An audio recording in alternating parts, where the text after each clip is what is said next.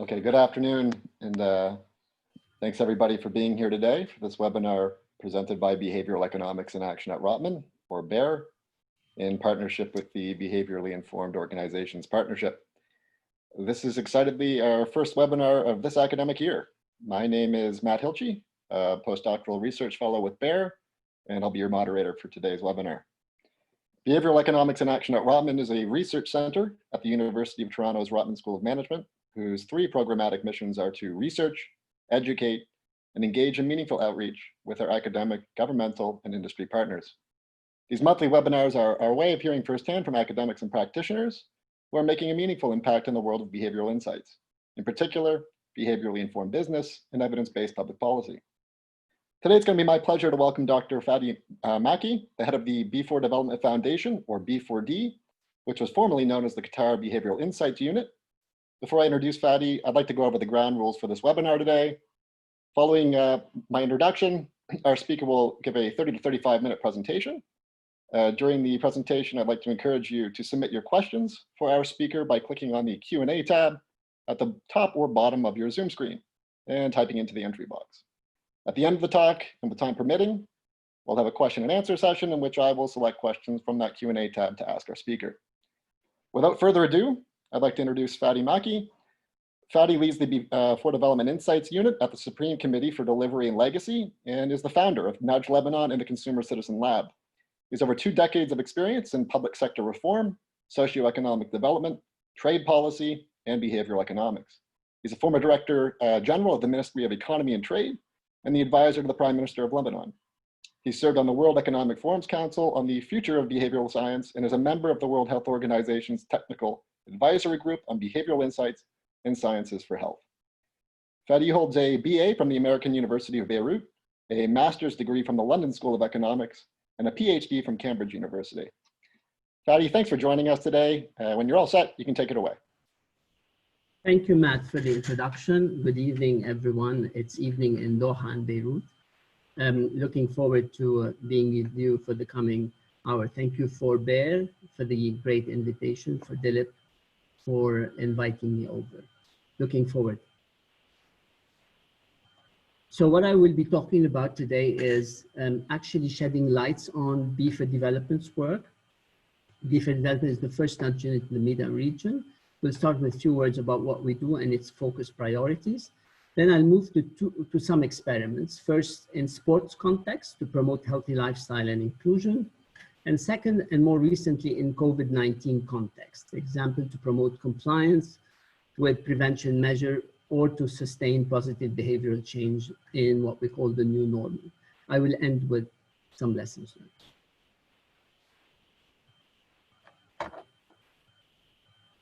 So, B4 Development, more than 4 years ago, was established by the Supreme Committee for Delivery and Legacy. The Supreme Committee is the entity overseeing preparation for the World Cup 2022. So like many around the world, we were inspired by the works of Cass Sunstein and Richard Taylor, as well as many other behavioral insights units. So the Supreme Committee set up the Qatar Behavioural Insights Unit, as it was called, to work on choice architecture types of intervention and address policy challenges using experimentation methods. So we were set up initially as a pilot unit inside the office of the Secretary General of the Supreme Committee, Hassan Tawadi, and we were, after a few years and after proof of concept, incorporated as a foundation called B4 Development. So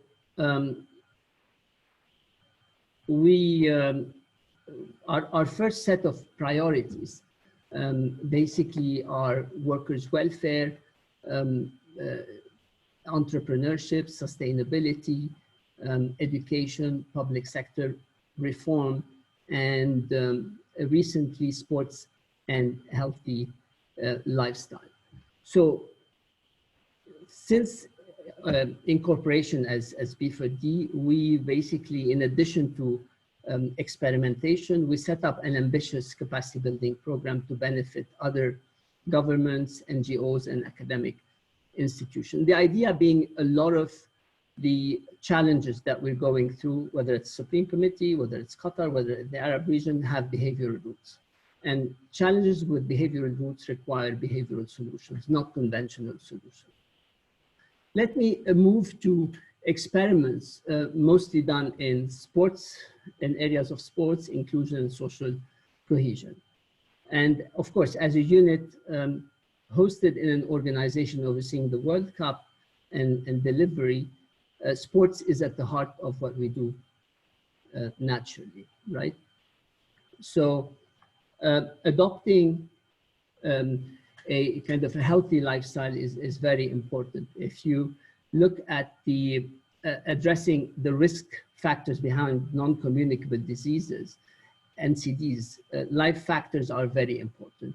So in the kind of what we call the behavioral change pathway to minimize occurrence of NCDs, the first step is lifestyle prevention. And after that, there is the concept of detection and monitoring of these diseases. So, and this is great, not only because these NCDs are then easier to deal with from a health perspective, but also if detected early, they are less costly from a public finance perspective. So our first experiment that I'll talk about is actually in the detection stage, where we worked with Nudge Lebanon and Beirut Marathon on that experiment. First, we invited runners with family and friends who were picking up their badges in the 4 days preceding the race to check their blood pressure. So you used few nudges to attract people in the kiosk where we were set up.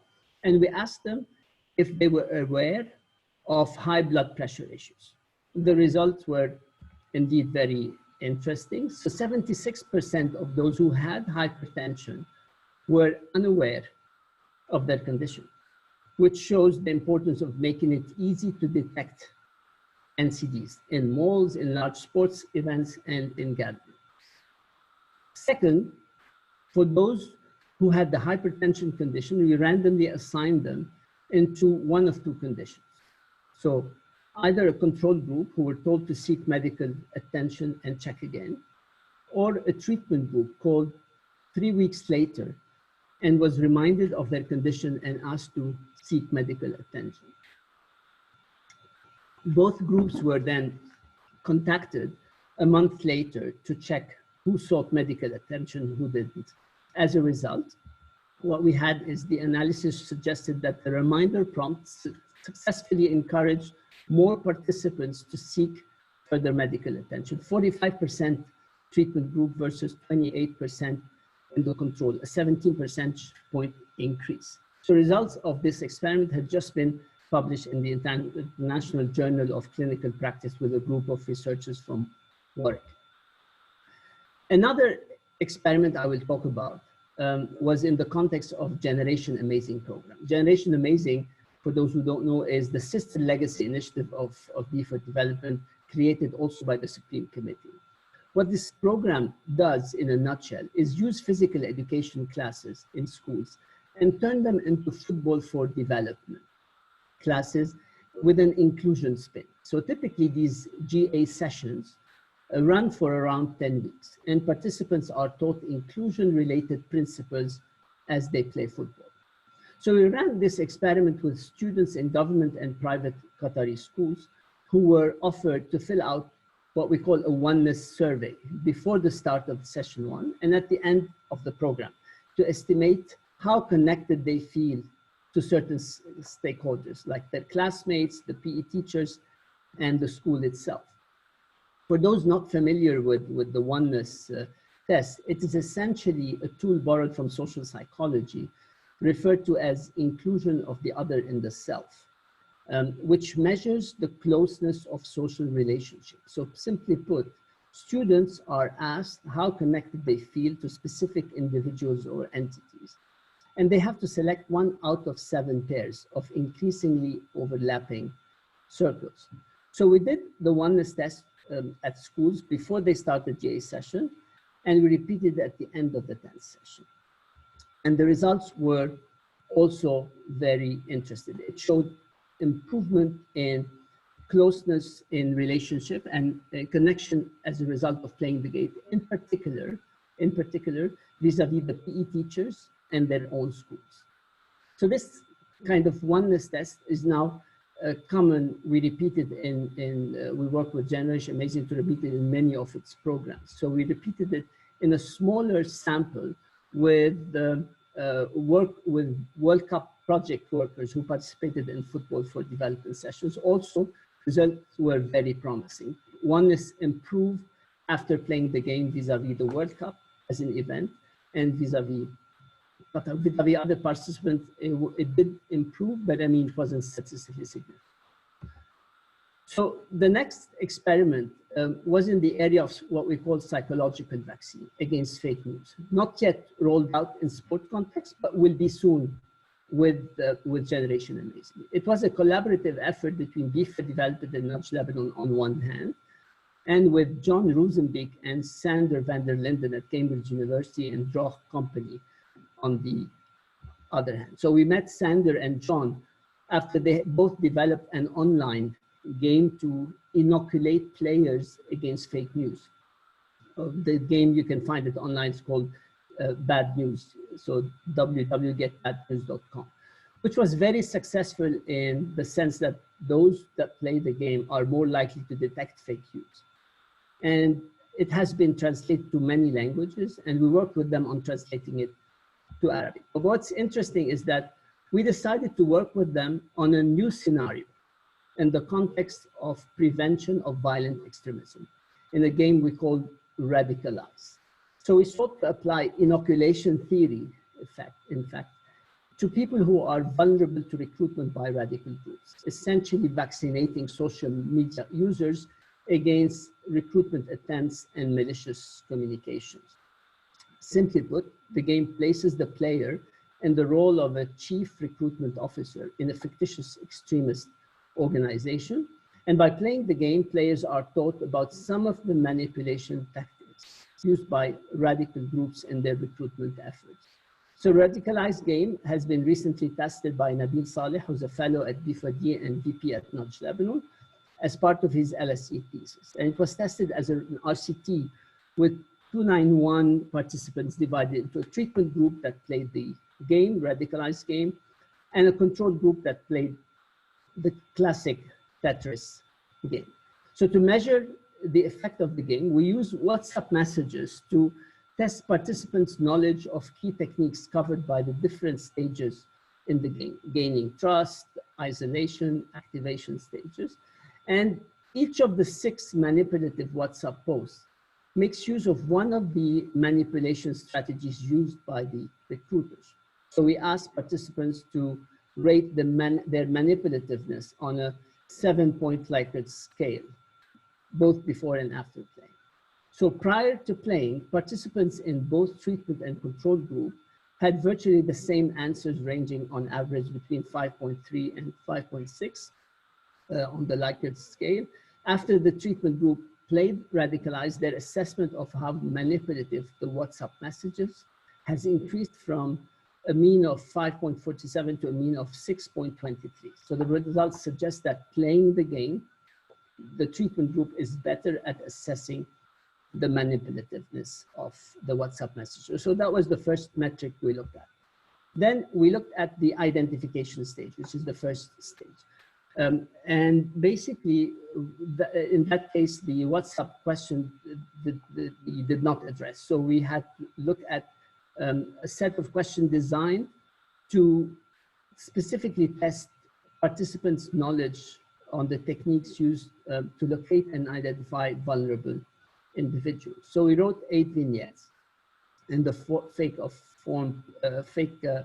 persona of people vulnerable to recruitment and 2 vignettes of people not vulnerable, and asked participants to rate how vulnerable the recruitment they deemed each profile to be before and after playing. Also, results showed that the treatment groups were better at identifying overall the vulnerability of targets. We did another metric, namely the Oneness Test. Interestingly, individuals that played the Radicalized game exhibited afterwards a higher level of oneness and connectedness with police, with family, media, and neighbors compared to the control group, with little or no effect on connectedness with government, with school, friends, and strangers. So this is what kind of what I would describe as pre-COVID-19 set of experiment. Now, since COVID-19 outbreak, we have diverted a lot of our effort to the pandemic. Why? Because we believe that COVID-19 does not to date, of course, have a viable vaccine or cure. And until it does, the only solution available to limit its spread is by and large behavioral. In particular, a lot of our focus was around compliance with specific target behaviors such as social distancing, mask wearing, and so on. So we ran a survey to assess compliance with preventive measures in the Middle East, which we've done as part of a larger experiment that included samples from US and the UK. And actually the US-UK study has just been published in Behavioral Public Policy's latest issue with our friend from LSE, Dario Krupan. So initial results from a smaller sample in the Arab countries showed that risk perceptions are an important indicator of compliance with preventive measures. So preliminary results showed that risk perception, basically participants who were compliant with those behaviors when their perceptions of the risk associated with COVID-19 were higher. Sorry, let me restate.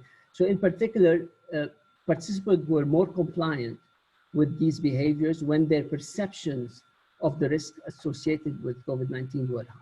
So the result also provided support for the fatigue hypothesis, which refers to a decrease in compliance over time, which we see nowadays in many countries. I want to move quickly to the final experiment we did in the last 2 months, which was related to COVID-19 and mental health. This is a particularly important experiment, which I would like to end with, in the sense of showcasing the power of dynamic social norms, which is a type of social norms, nudges, where not only do you communicate what others are doing, which is powerful in itself, we know, but you communicate the changing nature of that norm, which is increasing. So you update the perceptions that people have around a certain norm. So of course, the common and known static type of social norm is the classical example of paying taxes on time by the Behavioral Insights team, telling people 9 out of 10 of your neighbors have paid on time. The dynamic social norm, on the other hand, is particularly powerful in cases where the norm has not crystallized yet or is not majoritarian yet, but there is an upward trend. So the experiment was part of a larger, what we call CAP survey, knowledge, attitude, and practices research on COVID-19 related behaviors, where the control group was asked to indicate the level of trust in mental health consultation services. And the treatment group was given the same question, but before doing so, they were given the dynamic social norms prompt. Thereby, we drew their attention to the fact that more and more people are using mental health consultation services. So overall, results were very interesting. There seemed to be an impact associated with the dynamic social norm. So compared to control respondents, treated respondents were 1.34 times more likely to score in the higher trust spectrum versus lower trust spectrum, which is equivalent to 34% increase in the odds of scoring in the highest categories. And this is significant at the 5% level. Put differently, using a binary trust scale, 60% of the control group highly trusted mental health services compared to 69% in the treated group, which is equivalent to 9 percentage point increase in the probability of trusting mental health services, also significant at 5% levels. So at the end, I would like to conclude with a few lessons learned and forward-looking thoughts. First thing is that from experience, you should never miss an opportunity to conduct an experiment, even in surveys. And there's a lot of room for small experiments and surveys. And I know that a lot of organizations and countries are running constantly surveys, CAP surveys in particular, regarding many things. So you can always inject even small experiment to test certain things and hypotheses, which could be very insightful. The second point, as the marathon experiment shows, is that there is also a lot of potential in large sports gatherings to design intervention that make it easy to detect early on some non-communicable diseases. And the advantages of this are many, not only because it becomes easier to deal with the issue if you detect it early, particularly non-communicable diseases, mental health, depression, and so on, but if you are kind of finance conscious, then it matters from a public finance perspective because it becomes cheaper to deal with the issue. Third, working in this field really reinforces the feeling of humility.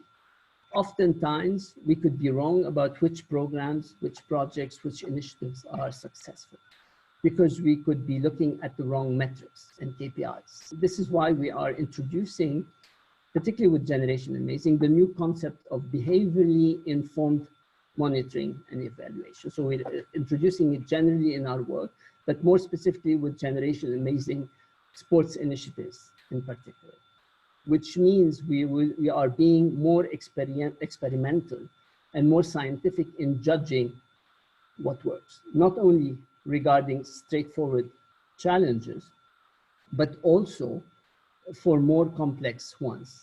Example, fostering inclusion and other development values pursued through sport. The last point I would like to end with is that rolling out behavioral insights in Arab countries requires a new approach. So people are waking up to the power of behavioral science. And the new approach is through capacity building at source in organizations, in NGOs, in government, through experiential learning and initiatives and mentorship. And we are basically in a new wave of applying behavioral insights to public policy challenges. And this requires an inclusive approach. Thank you very much for your attention and looking forward to interacting with you. Thank you, Dr. Makki, for a very interesting session there, or talk. The Q&A has been very, very active, and I've been combing through it. There are a couple of questions that seem to be coming up relatively consistently. I guess I'll just start with the first one that's in this vein. You find that conducting research in the Middle East region confirms or disconfirms the observations of the studies in Western educated countries?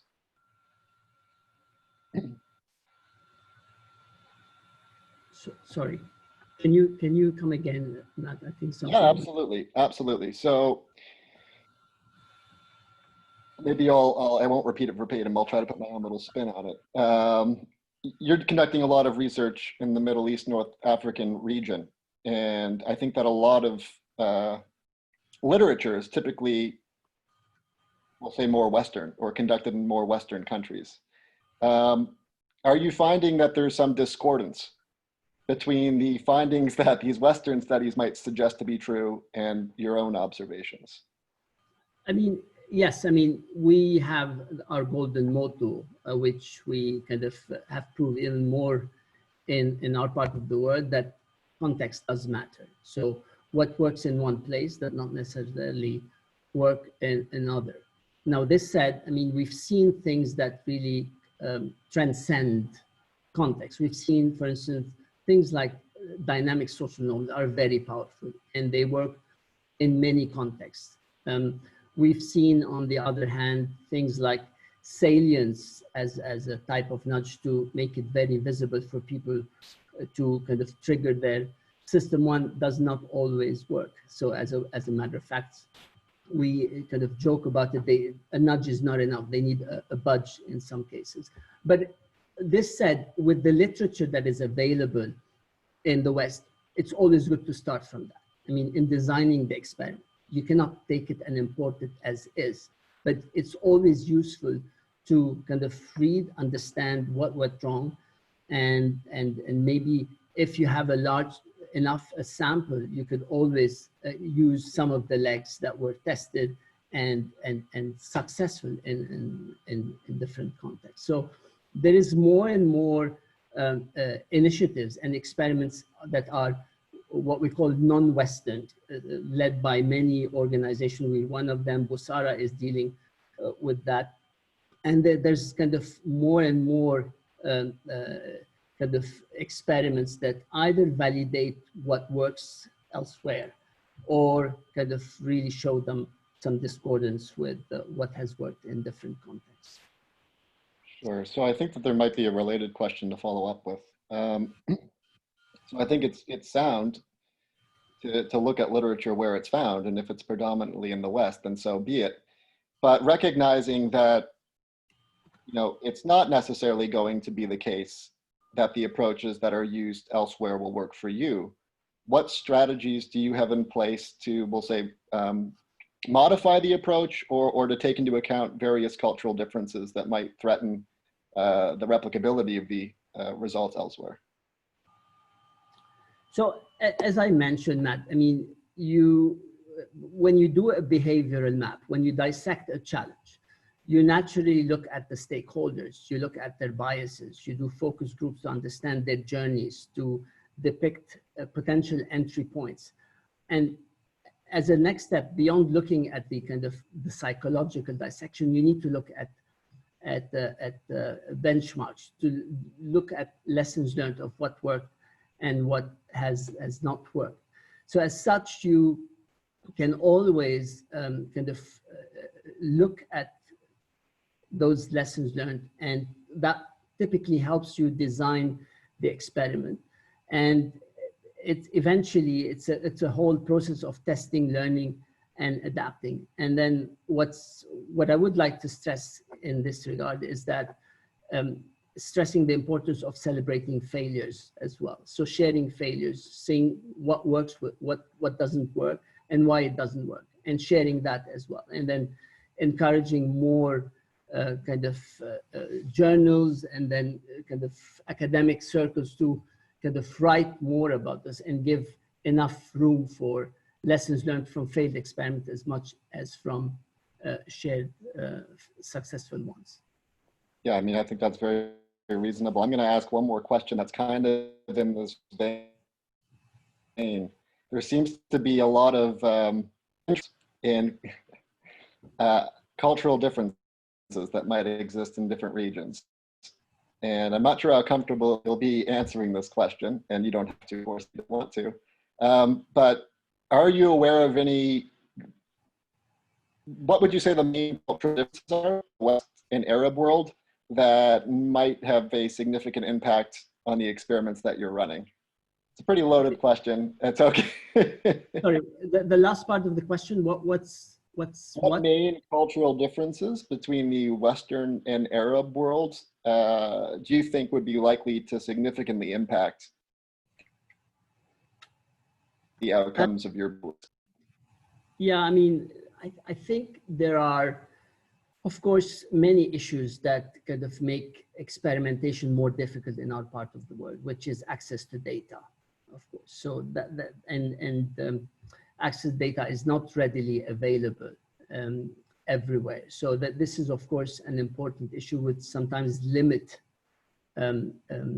experimentation. I know that in Western kind of context, it's more readily available. The other thing that I feel is different is that we don't have here a regulated kind of framework for getting ethical reviews of experiments outside academia. So academias have IRB, naturally.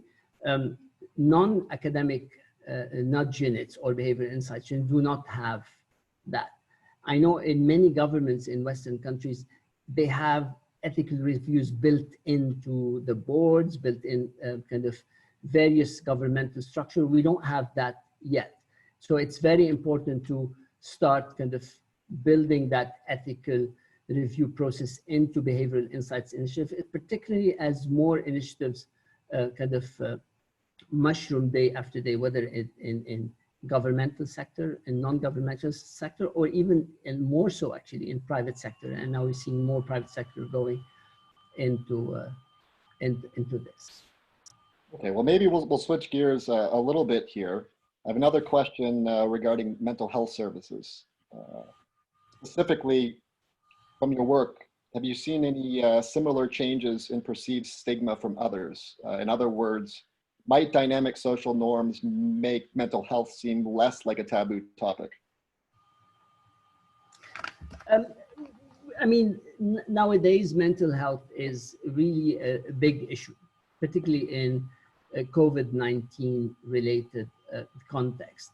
I don't know, I don't think that there's enough experimentation. That's why we're pushing to run more experiments as CAP surveys has done. And I know that a lot of countries run those CAP surveys on various kind of COVID-19 target behaviors, sometimes every other month, just to track knowledge, perception, and practices. And it's a great opportunity to test those, to see how much kind of you can demystify or de-taboo some of those issues around mental health, to get people to come out and talk about it, and then feel comfortable to speak to kind of medical doctors in an online fashion. So this is starting to happen, but we don't know the extent to which this is happening. We know in our case that more more people are willing to do this the moment we update their perceptions around kind of what the norm is. So this is very important, and we think, as I said, it's one of those important norms that we've seen transcend kind of context. It has worked in many contexts to get restaurants to kind of provide, to comply with non-smoking, to get people with, to increase that uptake of certain services. So we are very, very interested in this type of research around the dynamic aspect of social norms. Okay, I'm just going to mention a quick process thing for the audience in the chat here. I see a bunch of comments in the chat, but I'm trying to monitor both. But to ensure that I answer your questions, can you please make sure they're put in the Q&A box? I'll try to do both, but it'll be a lot easier if they go into the Q&A tab. Okay, let's carry on. Interesting question here. Can you give any insight into how surveys can be used to conduct experiments? But I think the more perhaps interesting question is what follows. Can the survey questions themselves be used to nudge certain behaviors? Absolutely. I mean, as I said, the way you frame sometimes certain kind of survey questions could have an impact. I mean, the way we've done it with some CAP studies is, I mean, to make sure we don't spoil the validity of the surveys, we do it with only 1 or 2 questions towards the end. That way, everything is comparable between control and treatment, except for the last 1 or questions that are where you introduce the nudge. So in the case of the mental health, what we've done is introduce that prompt about dynamic social norms. We are currently doing certain kind of surveys on the perception of nudges, how people approve or disapprove of nudges. And this is kind of part of a large set of studies that Cass Sunstein and Lucia Wright did. And we're replicating some of those in Arab countries. So we did a first wave of those in many universities. Now we're doing a new wave, but we're doing them with control and treatment arms, in the sense that some of the surveys would be would have an introduction about either super forecasting introduction about the biases, telling people about what the biases, how people are affected by certain biases and the importance of nudges, or giving an example of an effective nudge, and then see whether they approve or disapprove. So there's always room for introducing kind of a framing that could affect those nudges, but we need to be careful about the validity of the survey as well. As I said, this is done in an experimental setting mostly. Absolutely. I think this might be a somewhat topical question, at least in light of what's going on in the world today. I think most people recognize that it takes time to run experiments. This isn't necessarily a quick process. In times of crisis or great urgency for decision-making, how useful could a BI intervention be given that narrow window of time that you have to actually make a decision? This is valid. I mean, with accepting the experimental approach comes several things. Some structural limitations means how much time you have in approaching the challenge and kind of devising a perfect randomized controlled trial. And of course, one thing you need to look at apart from that is the skill set and whether that's available in the team that is able to design experiments. In that case, we always say there are so many ways to kind of run experiments. RCTs are our golden standard, but there are so many ways to run even kind of baseline in a rigorous way, followed by experiments or doing difference in difference to kind of account for kind of changes in the baseline and the post nudge context. So in a way, I mean, there are limitations, but we have learned to run kind of quick experiments sometimes, and just identify the right opportunities that could not be kind of explicitly helpful for the entire program, but it is a good entry point. And it's always kind of making things better one experiment at a time. So the idea is to continuously try to improve and then run even some micro experiments, some pilot experiments that could provide insights for one kind of direction or another. But we know that the limitations could be that it's not always possible to kind of do it, in which case you need to try to be as rigorous as possible, maybe look at the kind of insight from what has worked, what has not worked, particularly in the region. That's why the importance of kind of sharing that knowledge around experiments that have succeeded, have failed, not only in the West, but more specifically in the Arab region, where a lot of context kind of could be very valuable and very comparable. Related to that, when you do have to compromise on the integrity of your research design, say departing from the gold standard or an RCT in the interest of expediency, and let's say you do get some results, how comfortable are you making policy recommendations on the basis of designs that aren't necessarily up to snuff? Right, so this does happen. And then we clarify that some of the results might have an effect, but not statistically significant, in which case it's directional.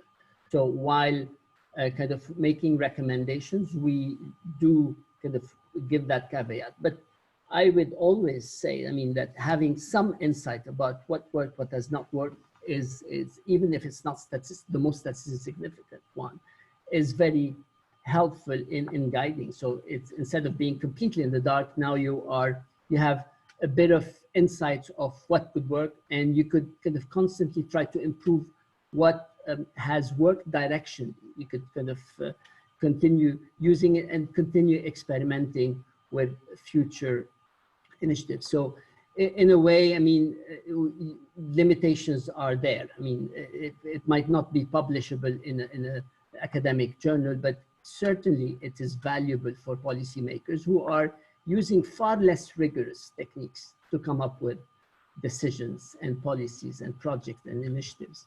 So the idea of teaching them one, behavioral science. So the two things that are very important is helping them to dissect the challenge from a behavioral perspective, helping them kind of sometimes depicting the journey of the stakeholders, and identifying entry points, looking at biases from a different angle, looking at this kind of thing, which can be done fairly quickly, but then designing experiments is the next thing. So those twin skill sets are very important, and these are not used commonly in governments or in even NGOs. I mean, they're who are important actors nowadays, particularly in conflict zones in our part of the world. So teaching them and building their capacity in the area of behavioral science and experimentation can go a long way, and helping them to kind of design fairly cost-effective experiments and trials, not always RCTs, but with some kind of element of experimentation is always something we kind of teach to do. Okay, thank you. I guess I'll ask one follow-up question in this line, because I think it's a very interesting theme. Is there such a thing as bad data? And by that, I mean to say, have you ever run an experiment that you know isn't as rigorous as it needs to be? It points you in one direction. You end up running a follow-up experiment that's conducted much more rigorously, and it points you in the exact opposite direction, such that you basically have to walk back on your earlier recommendations. Can this happen? I guess is my would be my first question. And what do you do when it does? You test, you run again. You kind of try to replicate in different contexts. You kind of study, do an after experimentation kind of focus group analysis to see what could be wrong. But these are all kind of techniques that are very important. I mean, it might lead to kind of going back on certain decisions, but at least you know what works and what does not work, and that's equally important. So for us, celebrating failures is very important, and we should always encourage people to come out and then be courageous in talking about what failed, or what are the kind of projects or programs that they're not sure about whether it worked, looking at certain metrics. So shifting also the metrics, looking at the right KPIs is very important, as opposed to just looking at process-related KPIs, output-related KPIs. It's important to look at different kinds of KPIs, embed experimentation early on in the process, as opposed to wait until programs are done when too late is too late. So working with this kind of new approach, where you embed it early on and see, as you start the program, where is it that I can run experiment? And it could be a long series of experimentation. And with more capacity, you don't have to have just one team just doing everything. You just literally become a skill set for every project manager within an organization, able to at least identify and design small scale experiment. And for the more difficult ones, they could always resort to a kind of a center of excellence in the organization or in the region.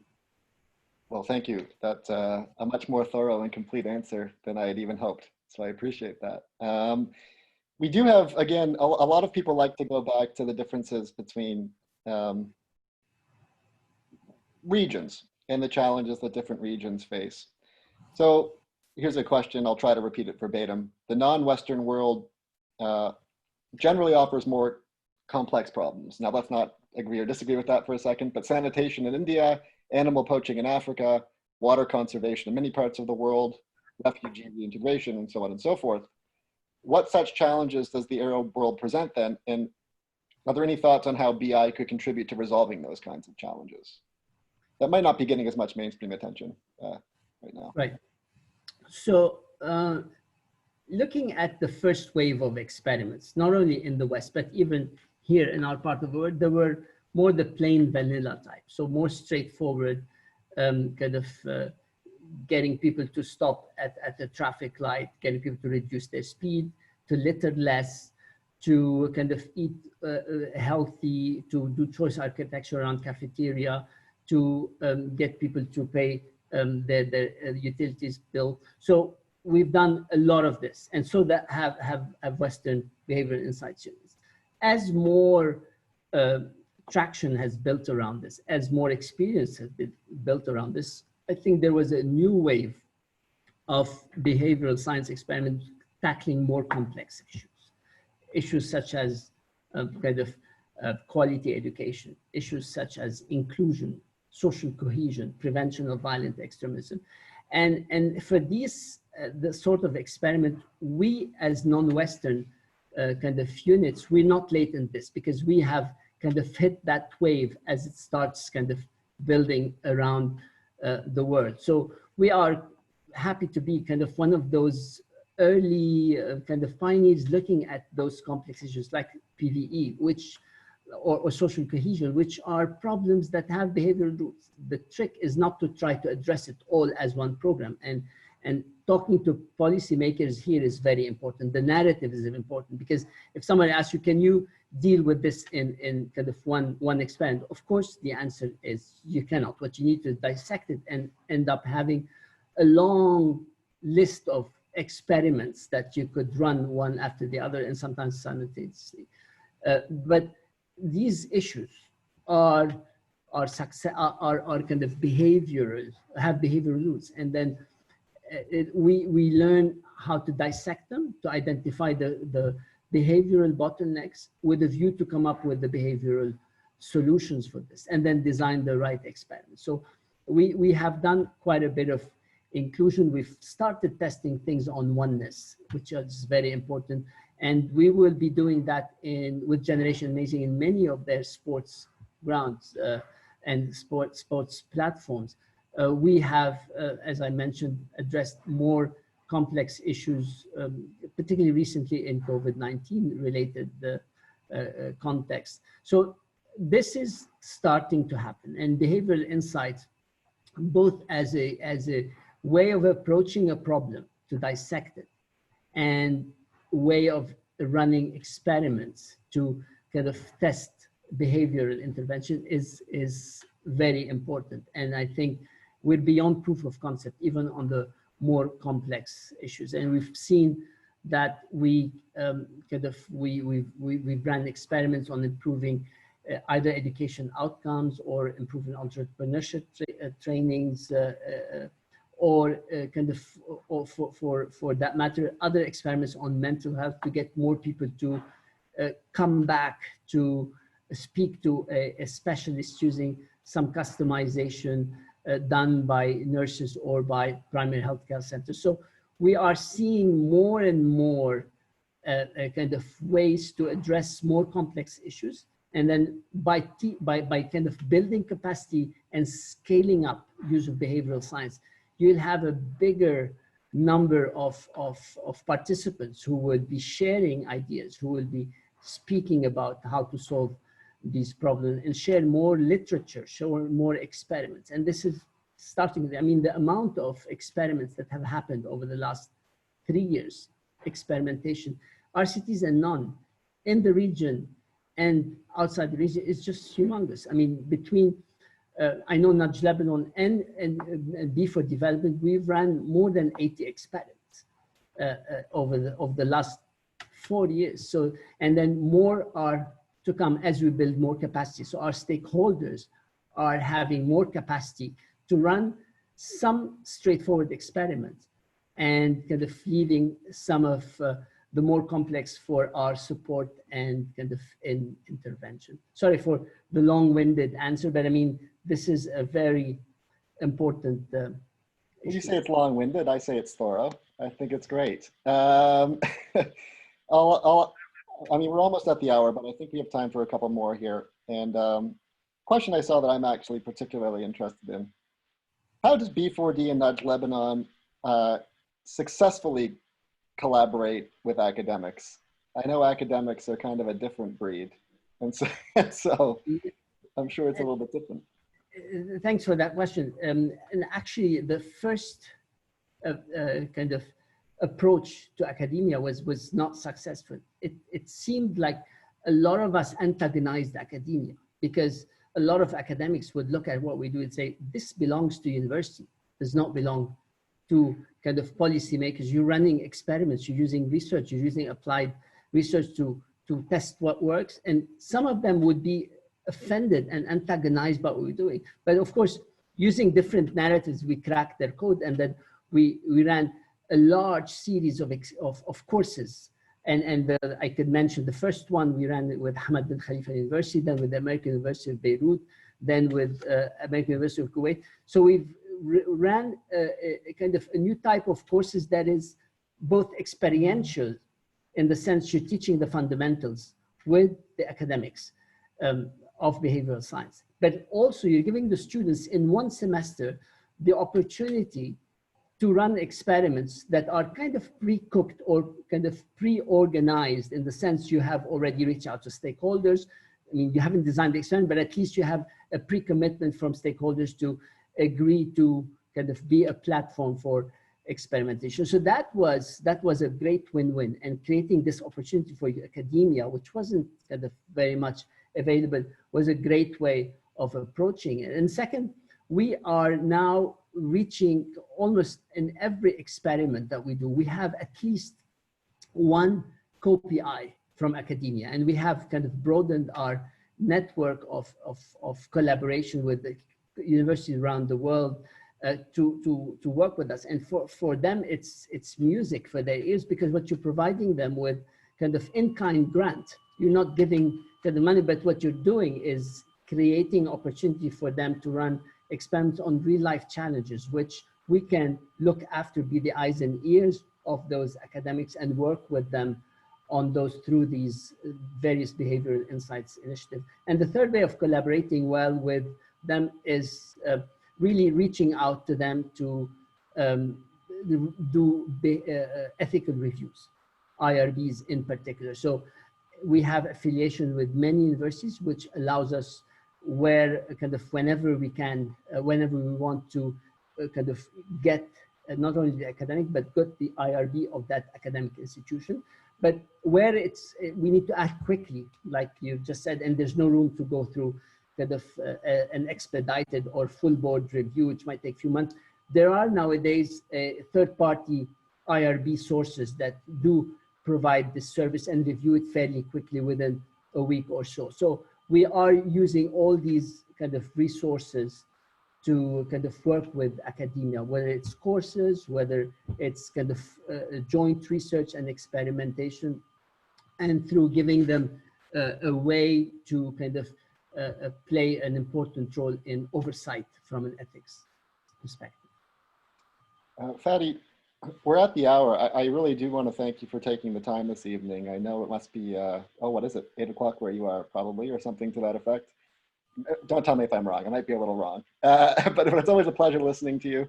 So I'm going to wrap this up. I just want to let the audience know that a full recording of this webinar is going to be available at our website.